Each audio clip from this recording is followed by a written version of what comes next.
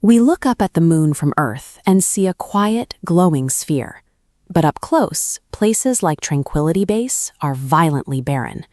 You are entirely surrounded by jagged rocks, endless gray dust, and absolute desolation.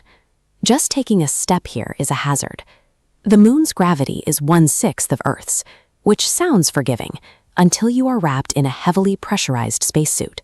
Your body doesn't pull down to the surface the way your brain expects, making every movement a clumsy, exhausting struggle to stay upright. Look up, and the sky isn't blue. It's a pitch-black void. That blackness means there is zero atmosphere. With no air to burn up incoming debris, microscopic space rocks and larger asteroids rain down completely silently, striking the surface without a single second of warning. The ground itself is just as hostile. Lunar dust isn't like Earth's sand. It's a jagged, microscopic powder that smells bizarrely like spent gunpowder.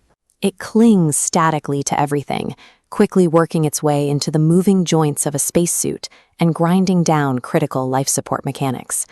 And if you stumble into one of the thousands of craters scattered across the landscape, you enter an absolute dark zone. Temperatures at the bottom plunge to -200 degrees Celsius, and the rock walls immediately block any radio contact with your team. The lunar surface remains a violent, unforgiving environment, where the terrain, the empty sky, and the dirt itself all actively work to end a human life. Even before you reach that hostile environment, the raw mechanics of getting off the Earth carry a brutal history of fatal errors. In 1967, the push to reach the moon quickly led to ignored safety protocols. Look at this recovered Apollo 1 command module. A sparked wire ignited flammable cooling liquids during a routine launch rehearsal, causing a catastrophic fire that claimed the lives of all 3 astronauts trapped inside. Decades later, that same pattern of institutional pressure overriding engineering warnings led to the losses of the Challenger and Columbia space shuttles. These engineering failures prove that venturing into space leaves absolutely zero margin for human oversight. So, knowing this history of tragedy and knowing the destination is a frozen, jagged wasteland, we have to ask why global superpowers are spending billions in a frantic, accelerating race to get back. The justification for taking on all of this risk is concentrated in one highly specific, incredibly rugged region, the lunar South Pole. This topological model shows how sunlight hits both poles of the moon. Notice how the South Pole, specifically around the massive Aitken Basin, captures a vastly superior ratio of continuous solar energy compared to the North. That continuous light is essential for powering a long-term base. But if you dip into the shadows right next to those sunlit peaks, you find craters that haven't seen warmth in billions of years.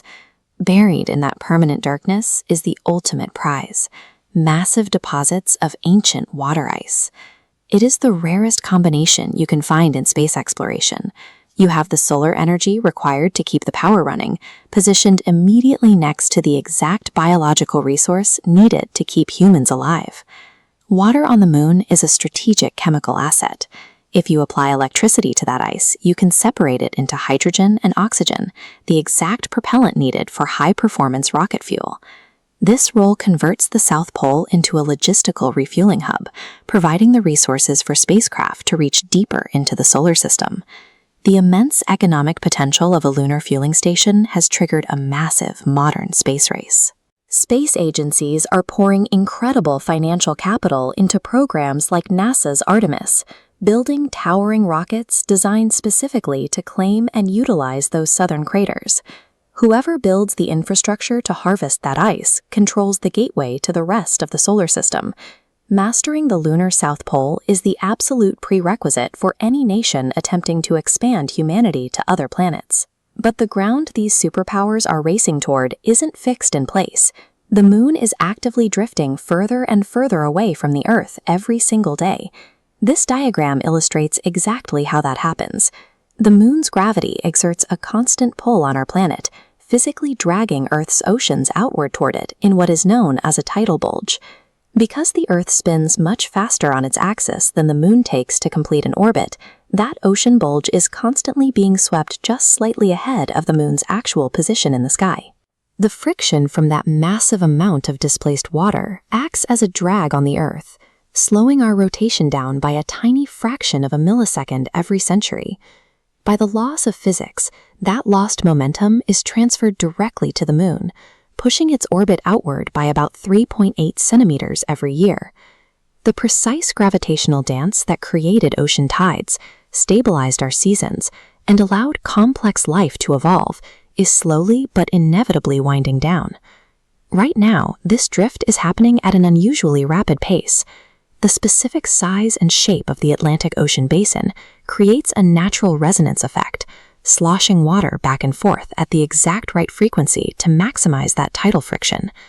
But human activity is adding a massive new variable to the math. As global temperatures rise, massive glacial ice sheets are collapsing, dumping massive volumes of fresh water directly into the oceans. More water in the ocean means a heavier, larger tidal bulge. That extra mass creates even stronger friction against the Earth's rotation, meaning our climate choices are inadvertently altering the physical mechanics of the Earth-Moon system. As humanity enters the Artemis era, we are learning to navigate a relationship with a shifting celestial partner, one where our own environmental changes are now a measurable factor in the physics of the Moon's retreat.